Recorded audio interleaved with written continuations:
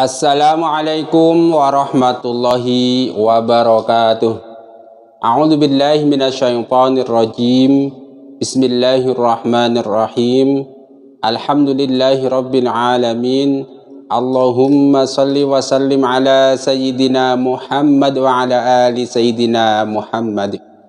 Qala Rasulullah sallallahu alaihi wasallam, naddarallahu mar'an saminga minna haditsan fa'afidhuhu hatta yubalighahu ghairahu. Kaum muslimin rahimakumullah, marilah kita sama-sama melanjutkan belajar membaca kitab hikam, yaitu hikmah ke-217. Kaifa yahtajibul haqqu bi syai'in walladhi yahtajibu bihi huwa fihi zahirun wa mawjudun hadirun. Artinya, bagaimana mungkin Allah terhalangi sesuatu, sedangkan pada sesuatu yang menghalangi tersebut Allah nampak jelas, zahir, maujud, dan hadir. Kaum muslimin rahimakumullah, saya bacakan dulu. Setiap kita melihat sesuatu seharusnya kita tahu kalau sesuatu tersebut ada yang menciptakannya. Setiap kali kita melihat makhluk seharusnya kita tahu ada kholiknya, yaitu Allah, zat yang maha zahir dan zat yang maha batin. Begitu penjelasan Kusbaha. Sesungguhnya Allah subhanahu wa ta'ala tidak terhalang oleh sesuatu dan tidak ada sesuatu pun yang bisa menghalanginya. Kalaulah Allah subhanahu wa ta'ala terhalang, kalau nih dengan sesuatu yang wujud, maka sesuatu yang wujud tersebut merupakan bagian dari kudrat Allah subhanahu wa ta'ala. Dan kudrat Allah subhanahu wa ta'ala tidak bisa terpisah dari zatnya. Karena sesungguhnya sifat tidak bisa terpisah dari mausufnya. Tidaklah nampak pada lautan Jabarut terkecuali merupakan sebagian dari cahaya-cahayanya dan merupakan asar dari sifat-sifatnya. Maka dalam setiap sesuatu yang maujud ada nur ilahi yang hadir dan maujud. Seperti kutipan dari Iqadul Himam. Dalam surat Ali Imran ayat 190 dan 191 Allah subhanahu wa ta'ala berfirman, Inna fi khalqis samawati wal ardi wa ikhtilafil laili wan nahari la ayatin li ulil albab alladzina yadhkuruna Allaha qiyaman wa qu'udan wa 'ala junubihim wa yatafakkaruna fi khalqis samawati wal ardi Rabbana ma khalaqta hadza batila subhanaka faqina adzabannar. Artinya, sesungguhnya dalam penciptaan langit dan bumi dan silih bergantinya malam dan siang terdapat tanda-tanda bagi orang-orang yang berakal, yaitu orang-orang yang mengingat Allah sambil berdiri atau duduk atau dalam keadaan berbaring, dan mereka memikirkan tentang penciptaan langit, bumi, seraya berkata, Ya Tuhan kami, tidaklah Engkau menciptakan ini dengan sia-sia. Maha suci Engkau, maka peliharalah kami dari siksa neraka. Surat Ali Imran ayat 190 sampai 191. Kaum muslimin rahimakumullah, ketika menjelaskan hikmah ini, kaifa yahtajibul haqqu bi syai'in walladhi yahtajibu bihi huwa fihi zahirun wa mawjudun.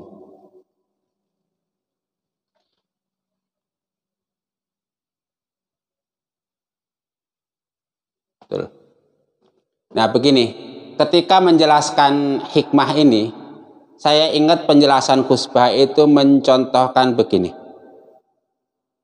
Allah subhanahu wa ta'ala itu zat yang tidak mungkin terhalang oleh sesuatu pun. Karena apa? Karena di dalam sesuatu tersebut justru Allah nampak jelas, nampak maujud, dan nampak hadir. Ini enaknya pakai kalau menjelaskan hal-hal yang kayak gini itu pakai ayam fa wahdatul wujud itu. Tapi kan itu nggak diperbolehkan, ya kan? Jadi intinya begini. Ketika kita melihat sesuatu yang sangat indah, misalnya melihat bumi, wah bumi ini begitu menakjubkan, begitu indah. Nah ini, seharusnya kita itu tidak berhenti pada penglihatan kita bahwa bumi sangat indah, sangat menakjubkan. Kita lanjutkan. Nah, bumi yang sangat indah ini tentu ada yang membuatnya. Tentu ada yang menciptakannya. Siapa itu? Yaitu Allah Subhanahu wa Ta'ala. Jadi kita nggak terhalang.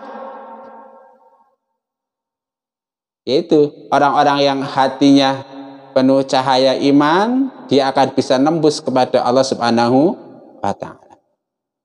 Oke, kita ulangi.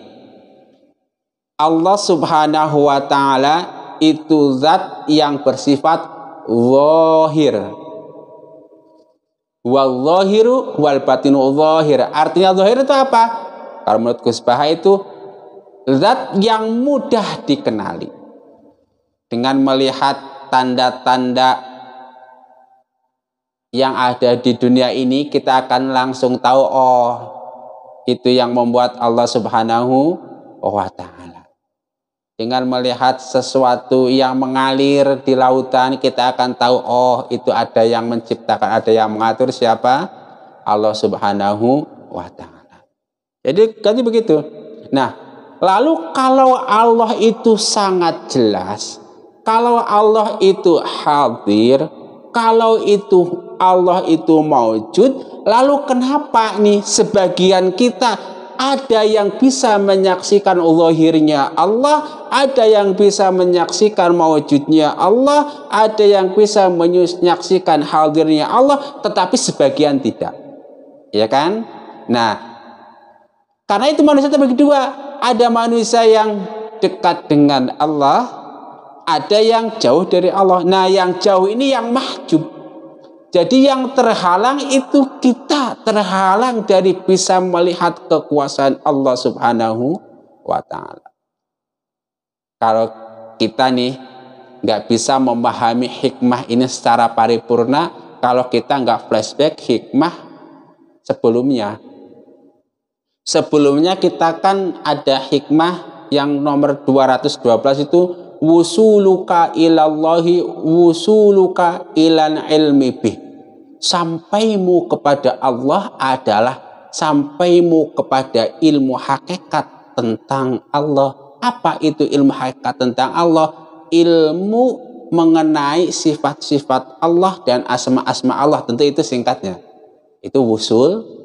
Nah, setelah seseorang itu kenal sifat Allah, kenal asma-asma Allah, kenal siapa Allah, maka dia akan dekat dengan Allah. Dan yang dimaksud dekat menurut Imam Ibnu Athaillah dalam Al-Hikam, yaitu adalah qurbuka minhu antakuna musyahidan liqurbihi. Dekat dengan Allah artinya adalah kamu bisa menyaksikan Allah itu sangat dekat.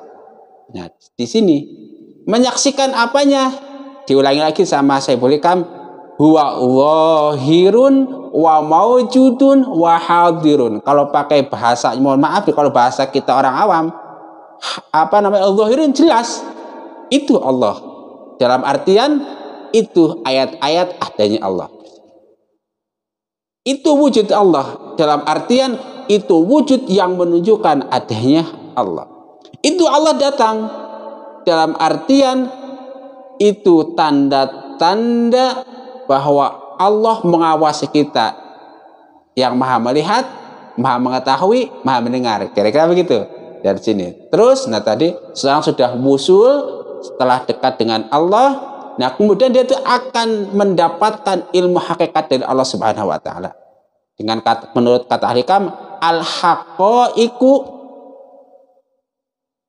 taritu fi halit tajalli mujmalatan wa ba'dal wa'yi yakunul bayan.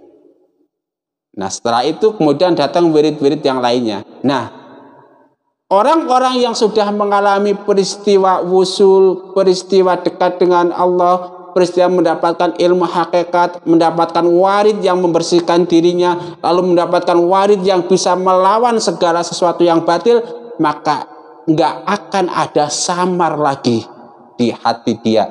Allah itu maha iya. Kalau guru Bahid menjelaskan misalnya, Kalau kita melihat orang yang mendapatkan nikmat, bisa ibadah, ketol, misalnya, atau kenikmatan yang lain, maka itu merupakan pewujudan dari asma Allah Al-Mu'izz, yang maha memuliakan. Sebaliknya kalau kita melihat orang-orang gembel, misalnya, mohon maaf, yang nggak beribadah, nggak sholat dan sejenisnya, maka mata kita melihat si gembel itu, tetapi hati kita mensifati itu adalah perwujudan dari asma Allah Al-Mudhil misalnya, ya kan, yang maha merendahkan, maha menyesatkan. Kira-kira begitu, jelas ya. Nah, jadi kaifa yahtajibul haqqu bi syai'in walladzi yahtajibu bi huwa fihi dhahirun wa mawjudun wa hadirun. Jadi kalau orang-orang yang sudah wusul, yang ma'rifatullah, dia melihat sesuatu langsung connect kepada Allah. Allah lagi, Allah lagi. Sebaliknya, orang-orang yang mahjub, yang terhalang hatinya dari ma'rifatullah, disodorkan 1000 dalil pun dia nggak akan paham. Karena apa? Mahjub. Naudzubillahi min dzalik. Nah, kalau begitu masalahnya itu ada pada diri. Kalau Allah tidak terhalang sangat jelas, lalu masalahnya ada pada diri kita yang terhalang. Apa yang menghalangi kita sehingga kita bisa menyaksikan kekuasaan Allah Subhanahu wa taala? Ya banyak, di antaranya adalah maksiat kepada Allah. Apa itu maksiat kepada Allah? Ya tidak taat kepada Allah. Jadi ujung dari ilmu hakikat ini yaitu hati kita selalu musyahadah kepada kekuasaan Allah Subhanahu wa taala, kemudian anggota lahir kita selalu dalam tuntunan syariat Al-Qur'an dan hadis. Singkatnya itu saya bacakan lagi saja. Kaifa yahtajibul haqqu bi syai'in walladzi yahtajibu bihi huwa fihi dhahirun wa mawjudun hadirun. Bagaimana mungkin Allah terhalang oleh sesuatu, padahal dalam sesuatu yang menghalangi tersebut Allah justru nampak zahir, mawjud dan hadir. Jelas ya, mudah-mudahan bermanfaat. Rabbana taqabbal minna innaka antas samiul alim wa tub alaina innaka antat tawwabur rahim. Subhanakallahumma wa bihamdika asyhadu an la ilaha illa anta astaghfiruka wa atubu ilaik. Wa afa minkum. Wassalamu alaikum warahmatullahi wabarakatuh.